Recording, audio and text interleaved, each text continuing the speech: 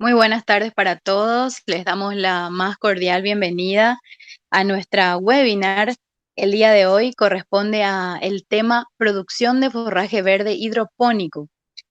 Esto va dirigido a estudiantes de la Facultad de Ciencias Veterinarias y de la Facultad de Ciencias Agrarias de la UNA, productores y público en general. Está organizado por la Facultad de Ciencias Agrarias UNA, la Facultad de Ciencias Veterinarias UNA y el IICA, Instituto Interamericano de Cooperación para la Agricultura, con el apoyo del Centro de Estudiantes de la Facultad de Veterinarias y el Departamento de Extensión. Nuestra disertante del día de hoy es la doctora Gretel Albert. Es especialista en agronegocios, Universidad Católica, cursando la maestría en formulación de gestión y evaluación de proyectos de inversión, auxiliar de cátedra de agrostología y edafología, auxiliar de cátedra de producción bovina de leche, encargada de cátedra de economía de la producción pecuaria. Actualmente es encargada de gabinete del vicerrectorado. Muy bien. Les damos la indicación de que al final pueden ir dejando sus preguntas dentro del chat. Doctora Gretel, te escuchamos. Muchísimas gracias por la presentación. Como dijo la compañera Sherlene, vamos a estar hablando sobre lo que es el forraje verde hidropónico, cómo es la producción del forraje y cuáles son algunas ventajas y desventajas. Entonces, voy a presentar un momentito mi pantalla. Me avisan, por favor, si es que se puede ver. Sí, doctora, se ve, doctora.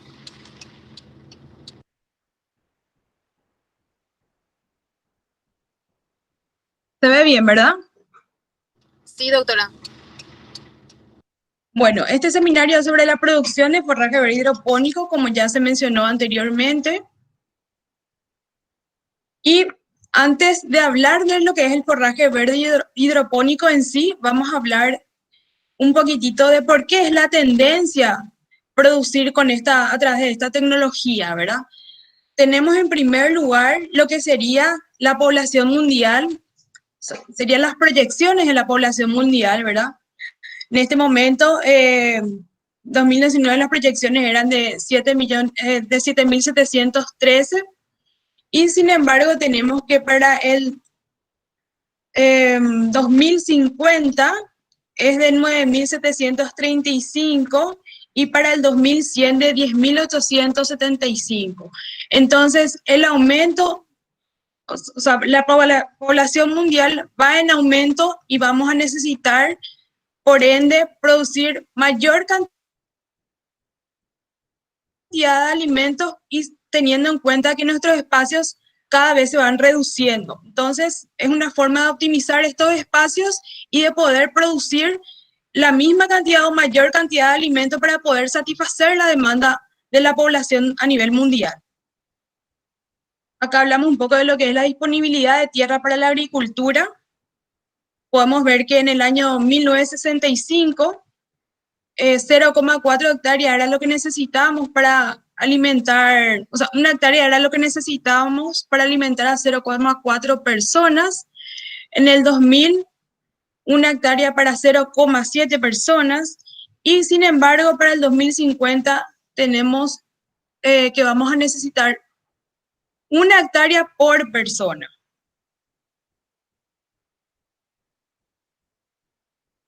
Y por otro lado, y no menos importante, es el recurso agua. En la agricultura es el principal consumidor de agua dulce a nivel mundial.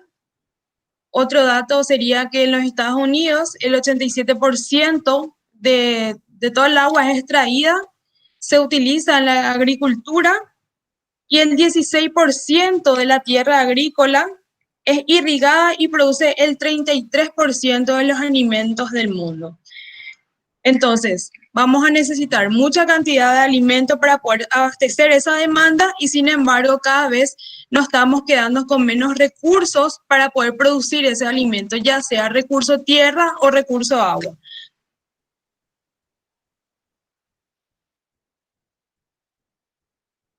qué es el forraje verde hidropónico? Es simplemente la producción de biomasa vegetal o de forraje, como su nombre lo dice, ¿verdad? A través de condiciones controladas. ¿Qué condiciones? Serían condiciones controladas de luz, de temperatura y de humedad. Entonces, lo ideal es que nosotros podamos controlar eso para poder producir forraje durante todo el año y de esta forma nosotros no podamos, o sea, no dependamos del clima para nuestra producción de forraje, sin tener que eh, sufrir sin que nuestros animales estén sufriendo o estén pasando hambre durante lo que es el invierno, que como ustedes saben, en el periodo invernal hay una merma de la producción forrajera. Entonces nosotros con esto les podemos suplementar al animal sin tener ningún inconveniente y es apto para animales como para rumiantes y no rumiantes también, ¿verdad? Se le puede suministrar a caballos, a ovejas, a bovinos, caprinos, suinos, inclusive también se le puede suministrar a aves.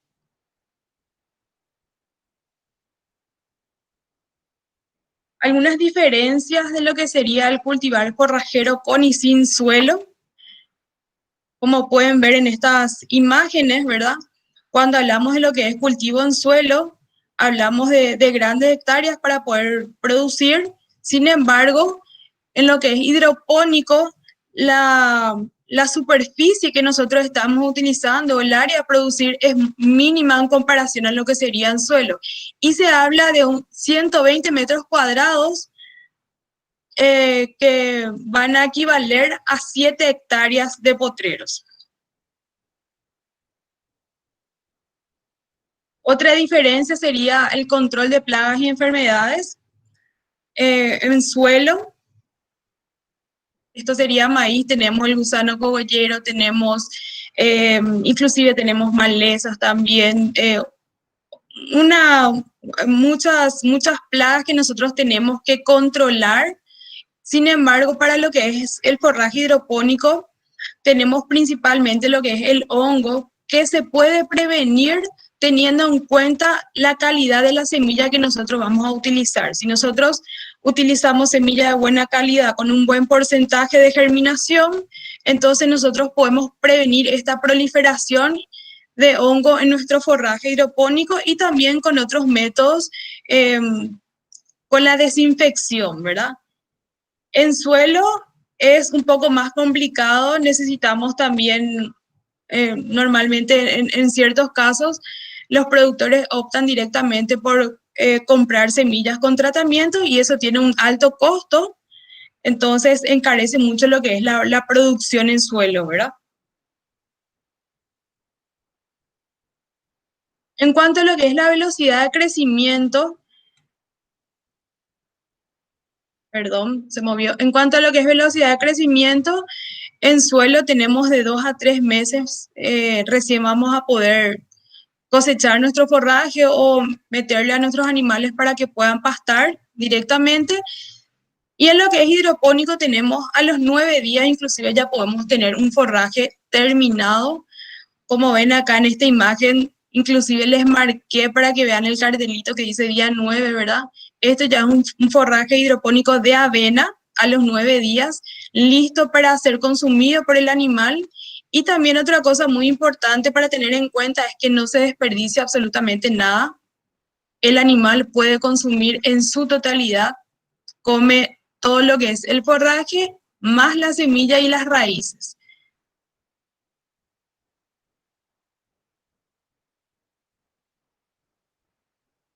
Bueno, otra diferencia sería el riego, ¿verdad? La parte de agua, el recurso de agua que estuvimos hablando anteriormente.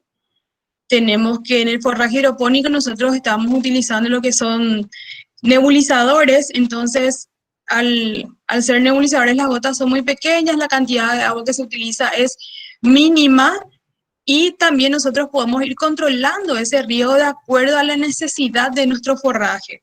Entonces, en las épocas donde hay mucha lluvia como ahora y la humedad está un poco elevada, nosotros podemos ir controlando ese riego y disminuyendo, en vez de hacer 6 riegos, hacer 4 riegos al día y ir disminuyendo de acuerdo a la necesidad de nuestro forraje, ¿verdad? Sin embargo, en suelo, bueno, tenemos también sistemas de regadío para lo que es el suelo, pero la cantidad de agua que se utiliza es mucho mayor a lo que sería en hidropónico. Y también, por otro lado, lo que en caso de no contar con ese sistema de regadío que tiene su costo, ¿verdad? Para lo que es el suelo también, hay una alta dependencia climática. Y muchas veces tenemos que esperar a una buena lluvia para poder hacer la implantación de la pastura. Y con eso en lo que es hidropónico vamos a estar evitando, ¿verdad?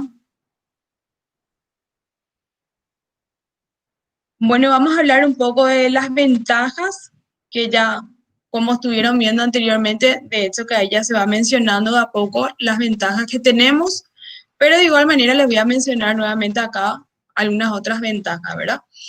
Tenemos la producción programada de acuerdo a las necesidades, como hablamos, ¿verdad? En el periodo invernal, nuestros animales necesitan mayor cantidad de alimento o forraje de suplemento, ya que es muy difícil el cultivo en suelo, por el invierno muchas veces el forraje eh, por las heladas se quema, entonces no contamos con una buena cantidad y calidad, por sobre todo, forrajera para nuestro animal. Entonces, en ese caso, nosotros podemos tener ahí nuestro forraje hidropónico y nos aseguramos de que nuestro animal está consumiendo un forraje de buena calidad y que tampoco vamos a estar dependiendo del clima y vamos a poder tener durante todo el invierno, inclusive durante todo el año, ¿verdad? Luego tenemos que un aumento en la producción de carne, aumento en la producción de leche también, por su alto contenido proteico, la producción programada y en espacios reducidos y la utilización del grano que esté más barato. Entonces nosotros, de acuerdo al grano que esté más barato, que consigamos en el mercado, podemos programar nuestra producción, ¿verdad? Para que sea lo más rentable y lo más, al menor costo posible. Es un forraje tierno y al ser un forraje muy tierno, entonces es altamente palatable para el animal. Por otro lado, tenemos menor incidencia de plagas y enfermedades, como ya les había comentado, y un bajo costo de producción. Lo que sí es elevado, que también hay que contar, no solamente lo bueno, ¿verdad? Dicen que hay que contar todo, es el costo de inversión. El costo de inversión sí es un poco elevado, pero ya va a depender también de qué materiales estemos utilizando nosotros para nuestra unidad de forraje verde hidropónico. Luego tenemos el incremento de productividad y la fertilidad. Y se puede suministrar tanto a animales mayores como rumiantes menores. Bueno, ahora vamos a hablar de lo que serían las etapas del forraje verde hidropónico. Tenemos en primer lugar lo que es la selección de las semillas, el lavado y la desinfección. Luego pasamos al remojo. Esto es simplemente para que vean todas las etapas y luego voy a ir hablando específicamente de cada una. Luego tenemos la pregerminación, la distribución en bandejas, donde las bandejas ya empiezan a recibir un riego automatizado, un desarrollo vegetativo y por último lo que es la cosecha y la alimentación del animal. Bueno, en cuanto a lo que es selección de semilla, es muy importante que las semillas estén sanas, que sean semillas libres de hongos y también que no hayan pasado por silo, que no sean semillas secadas, ya que eso hace que se disminuya el poder de germinación de la semilla. Y a diferencia de lo que es en suelo, nosotros necesitamos un alto poder de germinación porque todas esas semillas que no germinan van a ser como un caldo de cultivo para la proliferación de hongos, ¿verdad? Entonces nosotros necesitamos que la mayor cantidad de semillas germinen, ya que de otra manera esas semillas, como le dije, o se van a pudrir o van a formar hongos y van a contaminar todo el forraje y por un lado eso va a disminuir la calidad de nuestro forraje, por otro lado también disminuye el rendimiento y también podemos causarle algún problema a nuestro animal si le estamos dando un forraje en esas condiciones, ¿verdad? No es lo ideal. Por otro lado tenemos, bueno, esto es solamente una imagen también de ya las semillas de avena germinadas. Y muy importante tener en cuenta que tienen que ser semillas libres de agentes químicos y biológicos, o sea, semillas que no tengan ningún tipo de tratamiento. Por un lado, no va a ser conveniente porque encarece, va a ser muy costoso. Estas semillas son muy caras, ¿verdad? Entonces no va a ser rentable si nosotros utilizamos este tipo de semillas. Y por otro lado, hay que tener en cuenta que nosotros le damos al animal el forraje completo.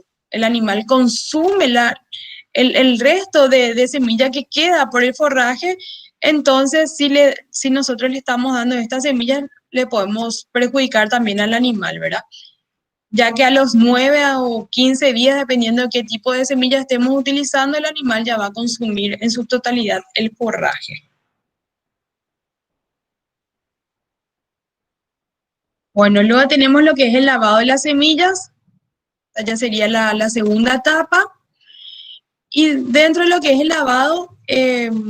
lavado tiene por objetivo eliminar todas las impurezas que tengan las semillas y también la eliminación de las semillas vanas. Las semillas vanas son todas estas semillas que flotan, que no van a germinar. Estas semillas no son viables, no van a germinar, entonces lo único que van a hacer si nosotros no eliminamos es, como ya habíamos mencionado antes, es que contaminen este forraje, que produzcan hongos, entonces esto hay que eliminar totalmente. Y por otro lado, luego del lavado se hace también la desinfección. Algo que cabe resaltar también es que una vez que se haga el remojo y el lavado de las semillas, esto antes de eliminar se debería de esperar por lo menos 30 a 40 minutos a que todas las semillas, a la que mayor parte de las semillas se hundan y solamente queden flotando las vanas. Entonces, para la eliminación de estas semillas vanas es importante esperar entre 30 a 40 minutos. Después podemos hacer la eliminación y luego pasamos a lo que es la desinfección, o sea, el lavado y la desinfección. Esta es simplemente otra imagen. Estas son semillas de avena. Como pueden ver, acá ya se esperó el tiempo correspondiente para poder hacer la eliminación de las semillas vanas. Y todas estas semillas que ven arriba son las que hay que eliminar. Y luego pasar a la desinfección, que podemos hacerlo de dos formas. Puede ser con hipoclorito de sodio o puede ser también con hidróxido de calcio. Yo personalmente uso más lo que es hipoclorito de sodio, tuve mejores resultados con el hipoclorito que con el hidróxido de calcio. Pero sé que hay gente que utiliza el hidróxido de calcio y capaz le resulte muy bien, ¿verdad? Otro problema que llegamos a tener en algún momento es la presencia de larvas, pero como les digo, siempre que ya sea presencia de larvas o presencia de hongos, se puede prevenir con un buen poder de germinación. En cuanto a lo que es el remojo, bueno, luego de lo que es el lavado de la semilla y la desinfección, pasamos al remojo. El remojo consiste en dejar estas semillas en agua por un tiempo de 24 horas. Pero siempre hay que tener en cuenta que es muy importante realizar un recambio del agua cada 8 horas, de manera a oxigenar y que esté en agua limpia esa semilla.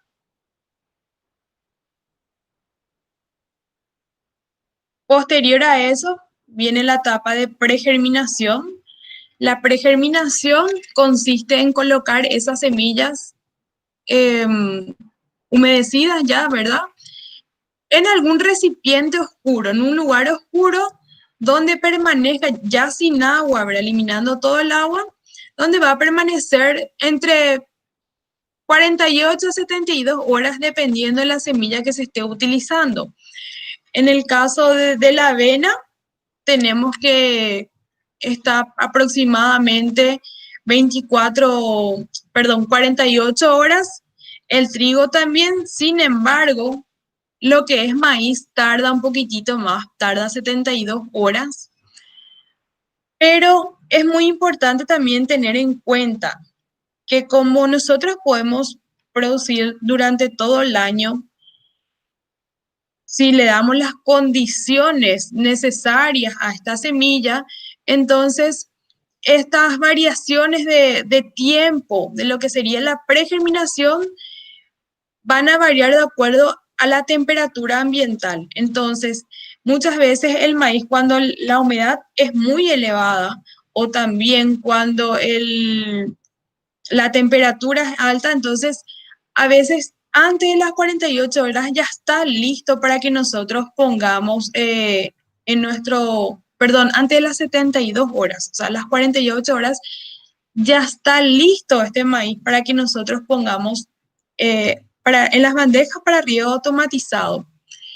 Y lo mismo sucede con las otras semillas, ¿verdad? En la avena, cuando hace un poquito más de calor, se acelera también ese proceso. Y en invierno siempre en lo que es maíz atrasa un poco, en vez de estar 72 horas pasa más. Entonces, ¿qué es lo que tenemos que tener en cuenta acá, más del tiempo de pregerminación? Ya que, como les estuve mencionando, puede ir variando de acuerdo a la temperatura. Es muy importante tener en cuenta la longitud que tiene la raíz. Entonces, nosotros tenemos que sacar con una longitud de raíz más o menos entre 2 centímetros sería lo ideal, o un poquito menos también puede ser, 1,5 centímetros, algo así. Y que la germinación sea homogénea, muy importante que la germinación sea homogénea.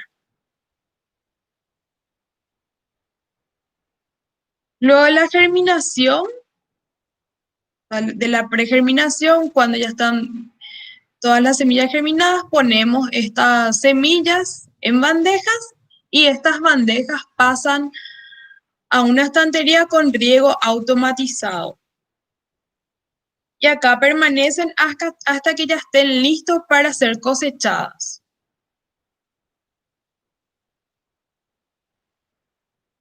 Sería el desarrollo vegetativo. En este caso, lo que tenemos que tener muy en cuenta durante este desarrollo vegetativo es el porcentaje de humedad del ambiente, la temperatura del ambiente también y el riego. El riego es muy importante porque de acuerdo al porcentaje de humedad y al porcentaje de temperatura, que lo ideal es que nosotros podamos monitorear, entonces nosotros podemos ir regulando este riego, ya sea aumentando cuando la humedad está muy baja o disminuyendo cuando es muy alta la humedad ambiental. De hecho que si nosotros nos fijamos en el forraje, por más que sea que el riego sea automático, nosotros igual tenemos que ir, tenemos que controlar y fijarnos, y se nota cuando al forraje le falta un poco de riego. Y luego tenemos por último lo que es la cosecha. Como pueden ver en la imagen, se le da completo al animal, es como una alfombra.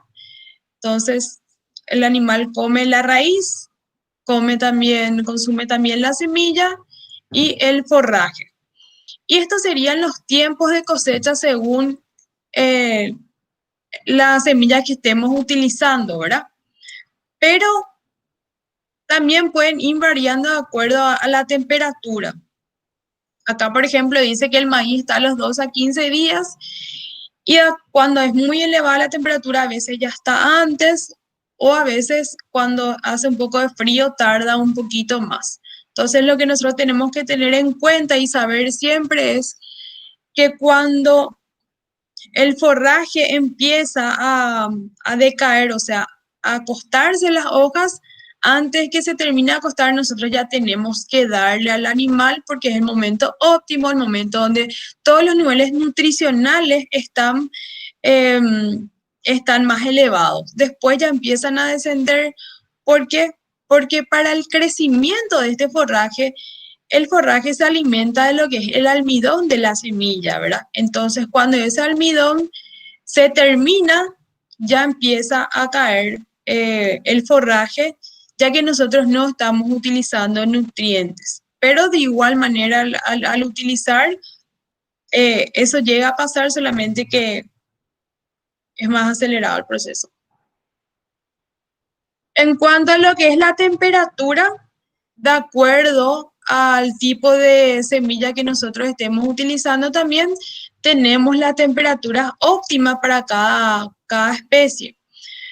Pero si se dan cuenta, lo que más nosotros estamos utilizando en lo que es la facultad es el maíz, por un lado, que tiene una temperatura óptima de 21 grados centígrados, el sorgo de 26 grados, el trigo de 25, la cebada 20 y la avena 25. Entonces, en promedio, la temperatura óptima oscila entre los 20 a 25 grados centígrados, ¿verdad?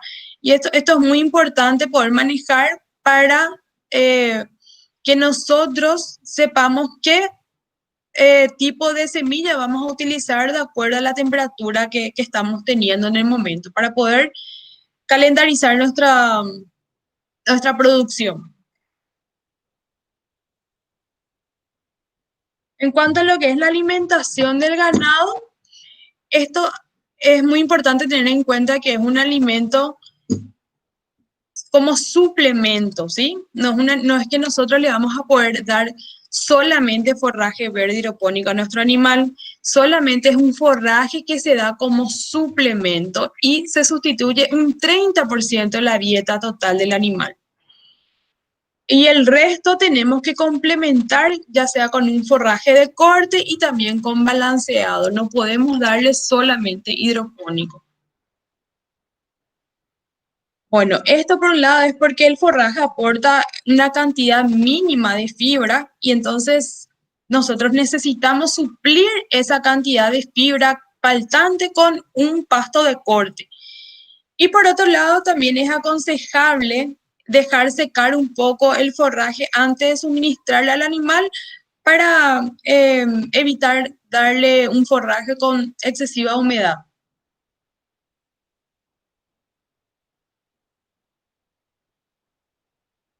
Estas son algunas dosis recomendadas en función a la especie del animal, según la FAO. Entonces, por cada 100 kilogramos de peso del animal, tenemos acá las dosis de forraje hidropónico que debemos suministrar. En vaca lechera hablamos de 1 a 2 kilos de forraje hidropónico por cada 100 kilogramos de peso. En vacuno de carne de 0,5 a 2. En cerdo 2 kilos. Y en ave, sin embargo, tenemos 25 kilogramos de forraje hidropónico por cada 100 kilogramos de alimento seco que nosotros le estamos proveyendo a nuestro animal, para que pueda mejorar el factor de conversión también, ¿verdad? En caballo, 1 kilo, en oveja 1 a 2 kilos también, y en conejo de 180 a 300 gramos de forraje hidropónico por día, siempre que estemos hablando de conejo en etapa de engorde. Y en cuanto a lo que es conejos en lactancia, o sea, madres en lactancia, 500 gramos de forraje verde hidropónico por día. Y siempre hay que complementar con fibra y con balanceado.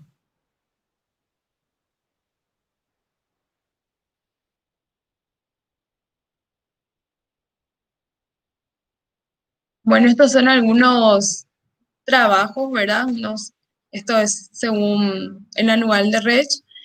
Una diferencia entre vacas lecheras suplementadas con forraje hidropónico de 8 kilogramos por día y otras que no fueron suplementadas.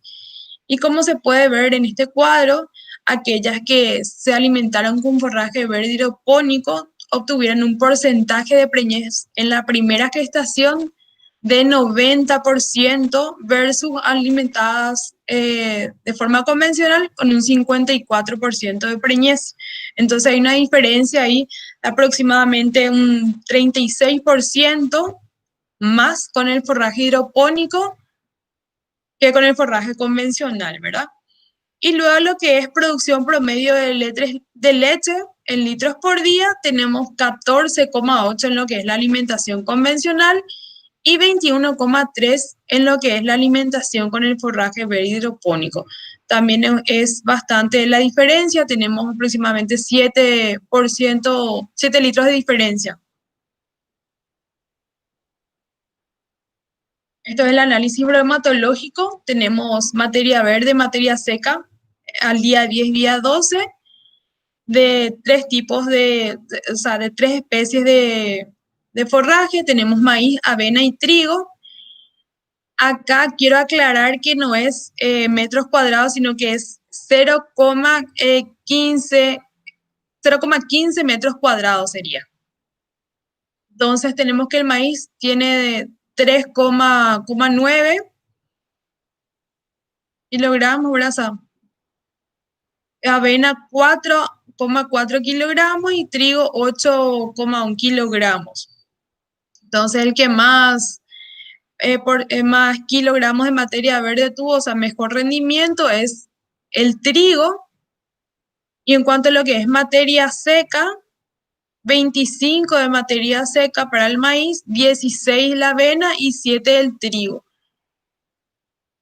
En el día 10. Y en el día 12, el kilogramo de materia verde en 0,15 metros cuadrados, tenemos 4,6 para el maíz, 4,9 para la avena y 10,7 para el trigo. Y el porcentaje de materia seca, 19 para el maíz, 13 para la avena y 8 para el trigo. Tenemos un mayor porcentaje de materia verde, entonces, para lo que sería el trigo y menor porcentaje de materia seca. Es muy importante también tener en cuenta eso, ¿verdad?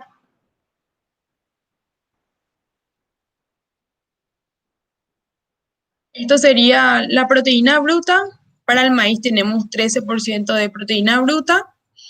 Tanto en el día 10 como el día 12 no hubo una diferencia.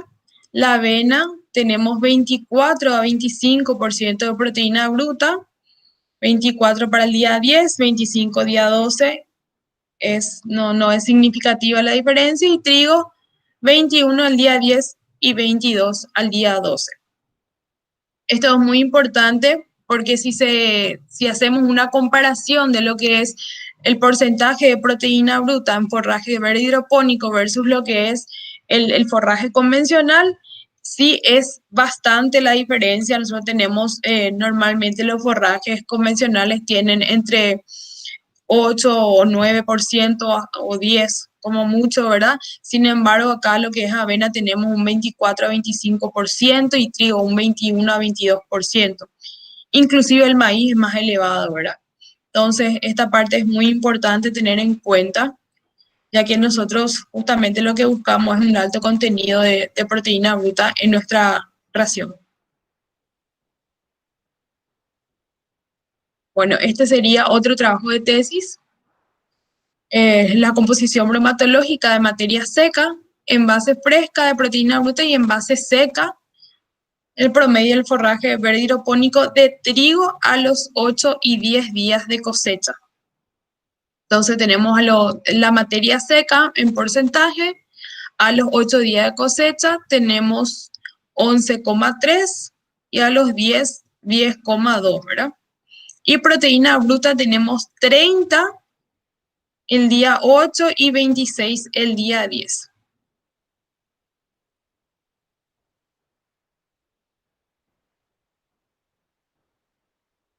Bueno, este es otro tratamiento, o sea, otro trabajo, perdón, que es una diferencia del rendimiento promedio de materia verde, materia seca y proteína bruta del forraje verde hidropónico de avena obtenidos en gramos bandejas con la utilización de luz LED versus la luz natural. Entonces, tenemos la materia verde en gramos, materia seca en gramos y proteína bruta también en gramos, ¿verdad? Siempre hablando de 0,15 metros cuadrados, que es lo que mide nuestra bandeja. Para el tratamiento 1, que fue con la luz LED, tenemos una materia verde de 3.279, o sea, 3,2 kilogramos, ¿verdad? Tratamiento 2, 3 kilos 100. Materia seca, 608 gramos para el que es con luz LED y 689 gramos con la luz natural. Y proteína bruta, 137 gramos con luz LED y 150 con luz natural. En este trabajo lo que podemos observar que tampoco hay una diferencia significativa en lo que es la utilización, o sea, la diferencia utilizando luz LED versus con la luz natural. Prácticamente no hay diferencia en cuanto a lo que es materia verde, materia seca y proteína bruta.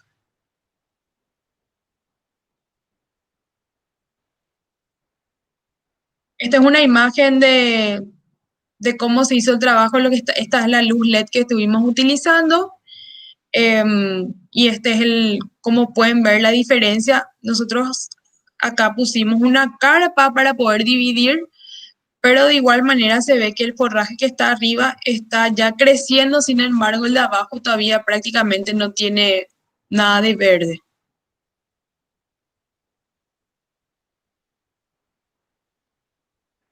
Bueno, este sería otro trabajo que es el rendimiento promedio de materia verde del forraje verde hidropónico de avena y trigo con y sin agregado de fertilizante. Tenemos acá los diferentes tratamientos. Forraje verde hidropónico de avena con fertilizante en cuanto a lo que es materia verde en kilogramos por metro. Este sí es en metros cuadrados. Tenemos 18 kilogramos por metro cuadrado con fertilizante y sin fertilizante tenemos también 18,1. En el trigo con fertilizante tenemos 24,2 y en el trigo sin fertilizante 22,6. Entonces, en cuanto a lo que es forraje de avena con y sin fertilizante, no hay una diferencia significativa, no hay una diferencia estadística significativa. Y en cuanto a lo que es trigo con fertilizante y sin fertilizante, tampoco podemos observar una diferencia significativa. Sin embargo, sí hay diferencia entre lo que es el forraje verde hidropónico de avena versus a lo que es el forraje verde hidropónico de trigo.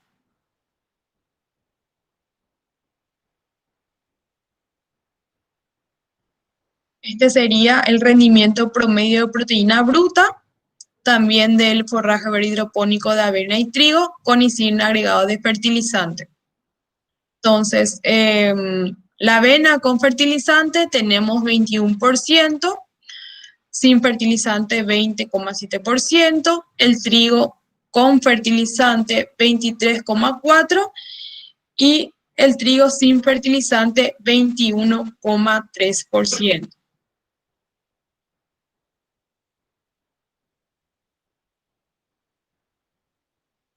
Luego tenemos el rendimiento de materia seca, también tenemos en porcentaje y en kilogramos. La avena con fertilizante se obtuvo un porcentaje promedio de 17%, sin fertilizante 18%, el trigo con fertilizante 5,2% y sin fertilizante 5,4%. Tampoco se puede observar una diferencia significativa en lo que es avena con y sin fertilizante y tampoco en el trigo con y sin fertilizante. Este es uno de los últimos trabajos de tesis que se hizo, que fue el efecto de la sustitución parcial de forraje convencional por forraje hidropónico sobre el peso en terneras tipo lechera. Se utilizaron 10 terneras de recría que fueron aleatorizadas en 2 tratamientos. En el tratamiento 1 se utilizó caña de azúcar, 10% de su peso de materia verde, y concentrado comercial al 1% del peso vivo. Y en el tratamiento 2 se utilizó 8 kilogramos por día de forraje verde hidropónico de avena negra, que corresponde al 16% de la materia seca que requiere el animal, y la caña de azúcar se incluyó también hasta cubrir 2,5% del peso vivo en materia seca. Y concentrado comercial también al 1% del peso vivo 2 veces por día.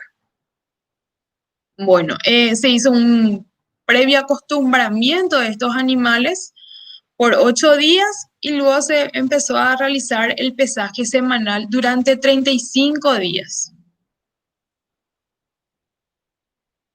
Estos son los resultados que se obtuvieron en ese trabajo de tesis. Si pueden ver en este cuadro, en la semana 1 no hubo prácticamente diferencia. El azul es el tratamiento 1, que es el con forraje convencional, o sea, caña de azúcar más concentrado.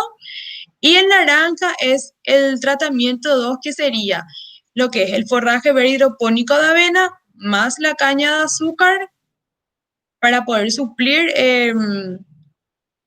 nuestra cantidad de materia seca y también el concentrado, ¿verdad? Entonces, a partir de la semana 2, sí podemos observar que hay una diferencia muy grande en cuanto a lo que es el peso del animal con el tratamiento 2, que fue con el forraje verde hidropónico, ¿verdad? También tenemos los mismos resultados, o sea, más elevados en la semana 3, semana 4 y semana 5. Entonces, la ganancia diaria de peso por kilogramo día en el tratamiento 1 fue de 0,64. Sin embargo, para el tratamiento 2 en promedio, ya en general, fue de 1,11 la ganancia de peso. Entonces, tenemos que, bueno, en la semana 1 fue similar el peso de los animales. Sin embargo, a partir de la semana 2 hasta la semana 5, hubo una diferencia significativa en cuanto al peso, siendo inferior en los animales que no fueron suplementados con forraje verde hidropónico. Bueno, eso es todo. Quería agradecer también de paso al Instituto Interamericano de Cooperación para la Agricultura y un especial agradecimiento también al ingeniero Hernán Chiriboga, ya que gracias al Instituto Interamericano nosotros pudimos montar nuestra unidad de forraje verde hidropónico en la facultad y poder obtener todos estos resultados de tesis que estamos presentando en este momento para poder mejorar y poder avanzar en lo que es la tecnología de producción de forraje.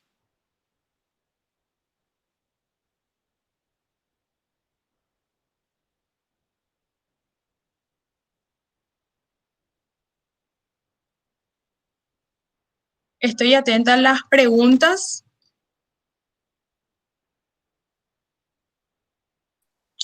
Sí, doctora, el señor Víctor Gallardo dijo, en el Chaco se intentó implementar un proyecto de forraje verde hidropónico, pero el costo era demasiado alto. ¿Cuál sería su recomendación para reducir el costo? Bueno, realmente en cuanto a lo que es costos, nosotros todavía no estamos, justamente tenemos pensado en este proyecto que hicimos, ¿verdad?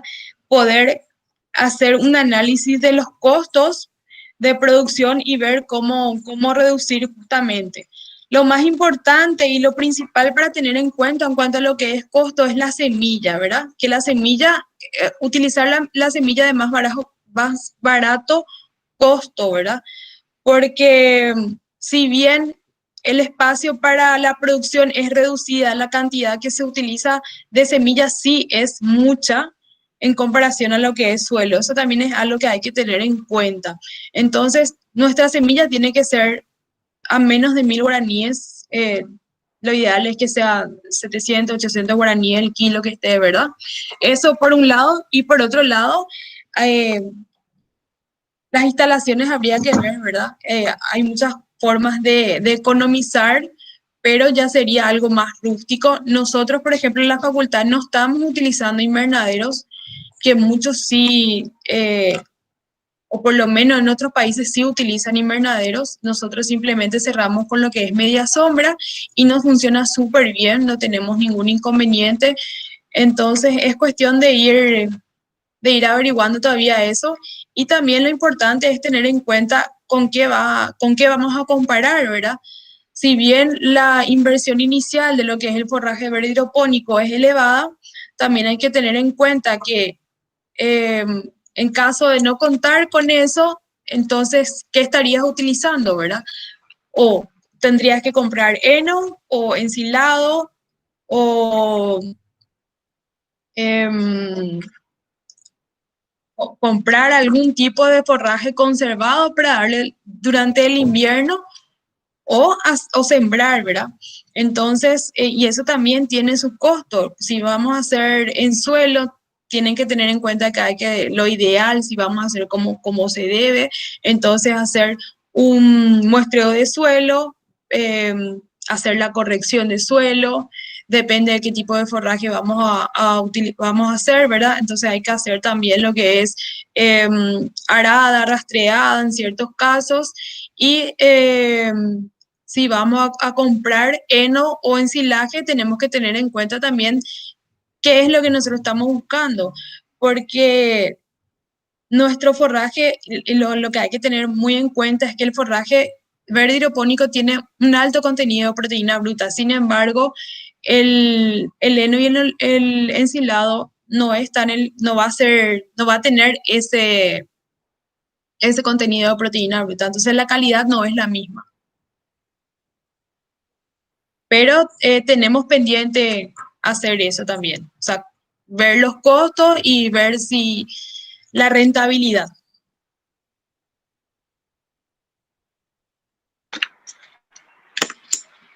Martín Encina preguntó si hay diferencia en el índice de materia seca de forraje hidropónico respecto al forraje tradicional. Sí, sí hay diferencia. Bueno, el forraje verde hidropónico lo que tiene es que es bajo su porcentaje de materia seca en comparación a lo que es el convencional. Por eso justamente se utiliza solamente como suplemento y se recomienda solamente suplir el 30% de la dieta diaria total por el alto contenido de humedad que tiene el forraje. Y también, entonces, para suplir la cantidad de materia seca que nuestro animal necesita por día, entonces siempre tiene que ir acompañado eso de un forraje de corte, justamente por el contenido de materia seca del forraje hidropónico.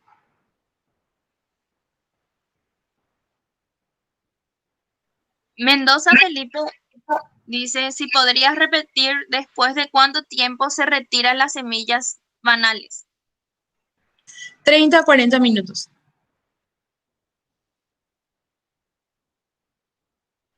También preguntó qué ambiente debemos de suministrar a la semilla en el proceso de pregerminación.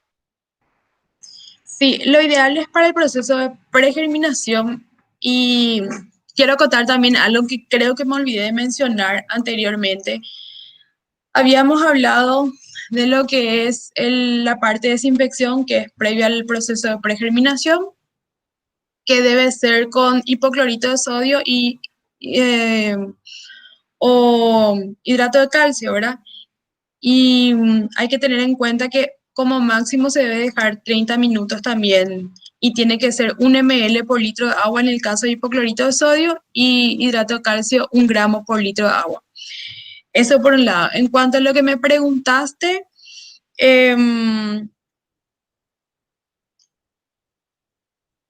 ¿me podés repetir la pregunta, Joana, por favor? Porque me quedé con lo otro porque me olvidé de mencionar anteriormente y quería mencionar ahora. Sí, doctora. ¿Qué ambiente debemos de suministrar a la semilla en el proceso de pregerminación? Sí.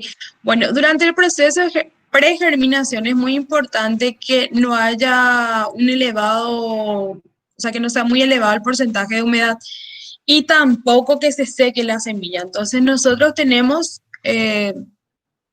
hacemos en baldes, es importante que la temperatura de las semillas no sean muy altas, o sea, no poner en un lugar donde haga mucho calor y donde haya mucha humedad tampoco para evitar la proliferación de hongos.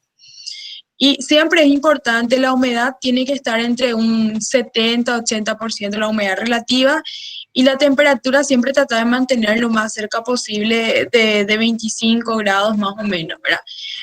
Y lo más importante dentro de lo que es la pregerminación es controlar, siempre controlar todos los días y si es posible 2 veces al día, ver que la semilla no se esté secando. En caso de que se esté secando, entonces pulverizar un poquitito y en caso de que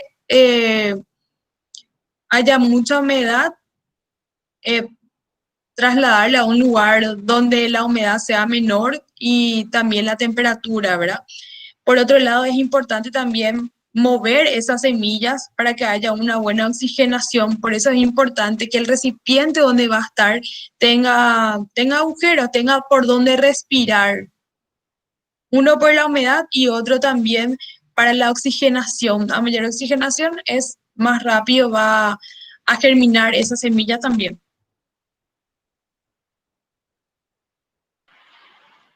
También preguntó Mendoza Felipe, en el caso de la avena, si pasadas las 48 horas aún no aparecen las raicillas a las semillas, ¿podríamos atribuir eso a una semilla de mala calidad? Sí y no, dependiendo de la temperatura. Hay que tener en cuenta que la avena es invernal, entonces si no hace frío, o sea, si la temperatura no es ideal para la semilla, no va a germinar esa semilla. Las semillas invernales necesitan de frío para poder activar su germen y poder germinar. Entonces, si la temperatura no es la ideal, no va a germinar la semilla y no necesariamente va a ser porque tenga un bajo porcentaje de germinación, sino por la temperatura ambiental. Pero si las condiciones climáticas, o sea, si la temperatura es la ideal, si estamos en invierno y ya son entre 48 a 72 horas, se le puede dar hasta 72 horas, ¿verdad? Y no está germinando, sí se puede atribuir a eso. En todo caso, lo ideal sería poder hacer el porcentaje de germinación antes de comprar la semilla en caso de que se quiera comprar grandes cantidades, ¿verdad? Para no comprar una semilla con bajo poder germinativo. Teniendo siempre en cuenta que lo ideal sería un 90-95% de germinación.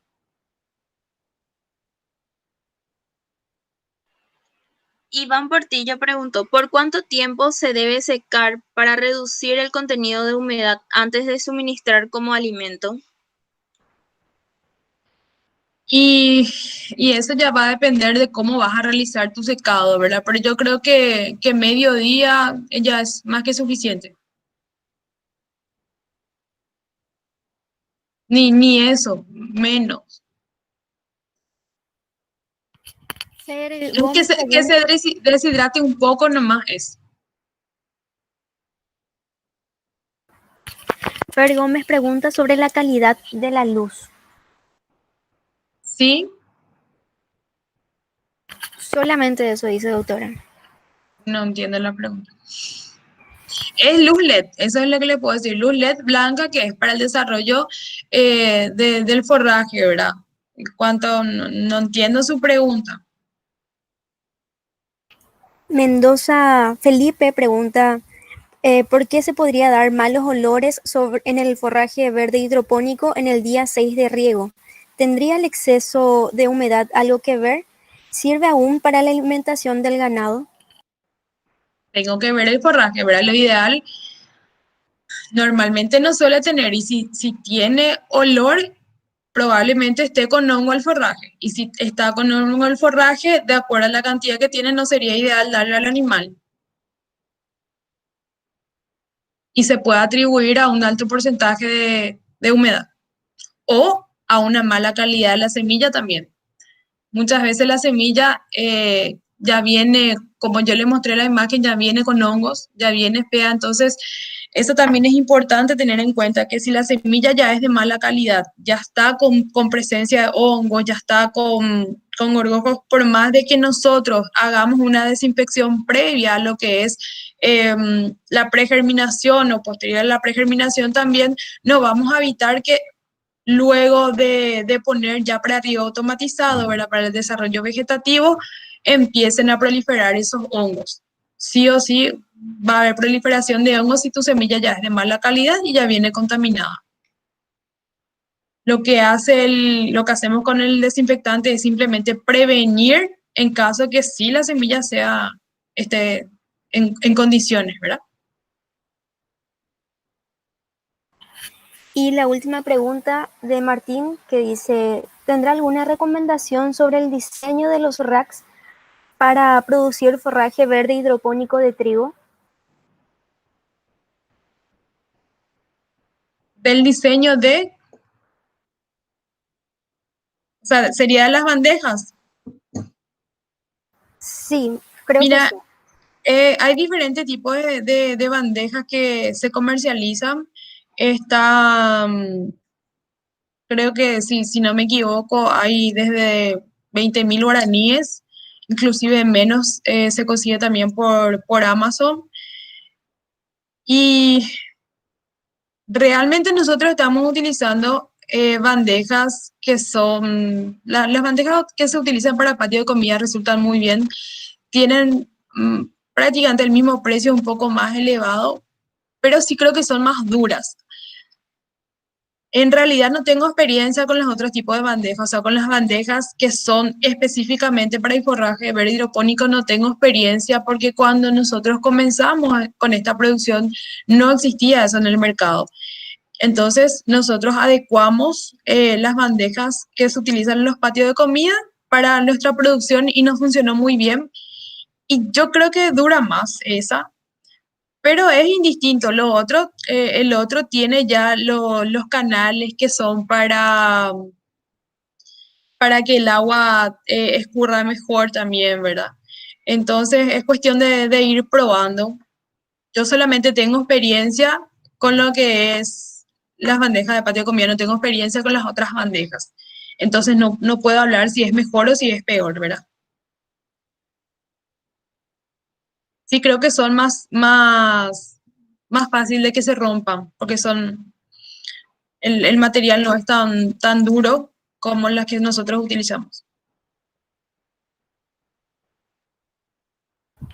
Cecil pregunta, ¿cuántos litros de agua por metro cuadrado por día se gasta con el sistema?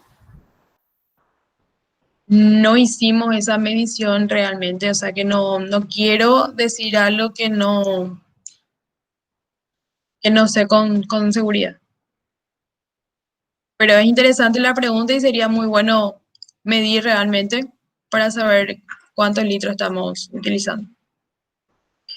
Pero si de algo sirve, nosotros estamos produciendo, o sea, nuestra tendería es para 120 bandejas y nuestro tanque es de 500 litros, ¿verdad? No es muy grande el tanque que estamos utilizando.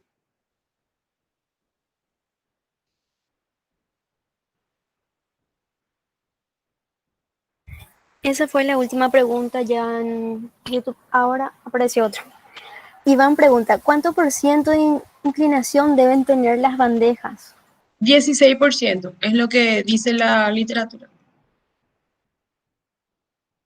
Pero yo vi también, es solo para mencionar, ¿verdad? En la literatura habla de un 16%, el nuestro tiene más de 16% y no tenemos inconveniente. Y vi también otras que prácticamente no tienen, o sea que varía mucho. Pero lo recomendable según la literatura es 16%.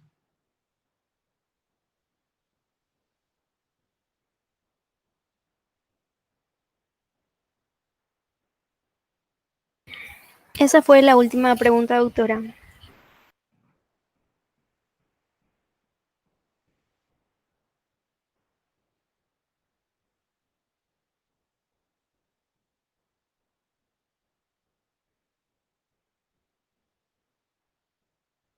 Bueno, si no hay más preguntas, muchísimas gracias. Espero que haya llenado las expectativas de todo y que haya podido responder las preguntas como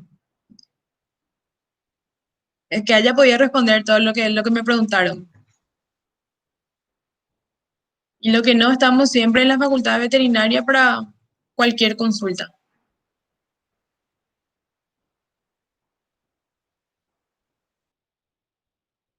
Muchísimas gracias, doctora, por la excelente exposición. Muchísimas gracias a todos los presentes también. Muchas gracias a la doctora Luz, al señor Gustavo y al Centro de Estudiantes por el apoyo.